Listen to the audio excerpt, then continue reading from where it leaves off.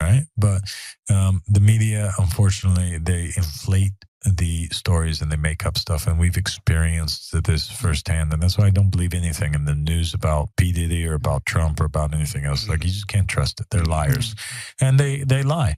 And it was funny because they put out articles in the newspapers, and they made videos about us, and they did all kinds of things when they were attacking us not too long ago after the whole speech about the Pope.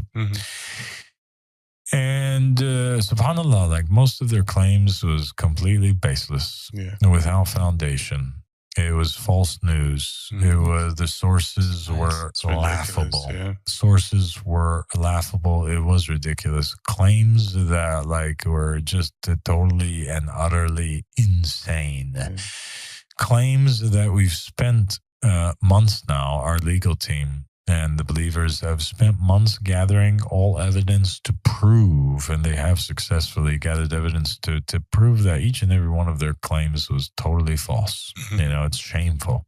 It's absolutely shameful. But that's the thing, is that when they don't like what you're doing, you know, or they're opposed to you, they will lie, and they will try to intimidate, and they will try to use systems against you to take you down. And when it comes to that, we won't tolerate it. We will absolutely fight back and stand strong, because this community is here to stay, and it's here to stay forever, whether the disbelievers like it or not.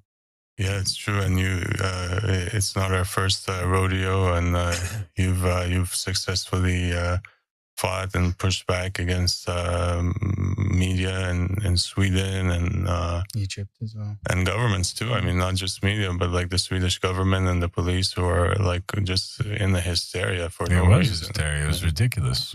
Yeah, you have somebody that goes out, he makes false allegations against us for one false report or whatever, and then all of a sudden, next thing you know, it's like you got the police are there, and they're raiding the property, and they went through the entire property. Did they find one single weapon? Nothing. No. They had to go out with their tails between their legs, and we demonstrated this very clearly with the footage and the evidence that I showed in the speech against Sweden.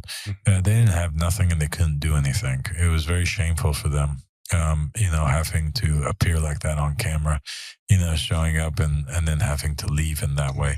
That's a stain, a black stain upon them. They could have dealt with things in a different way, and they could have waited and gathered evidence before they came. They could have gotten some sort of subpoena. They didn't have no subpoena. They didn't have no warrant.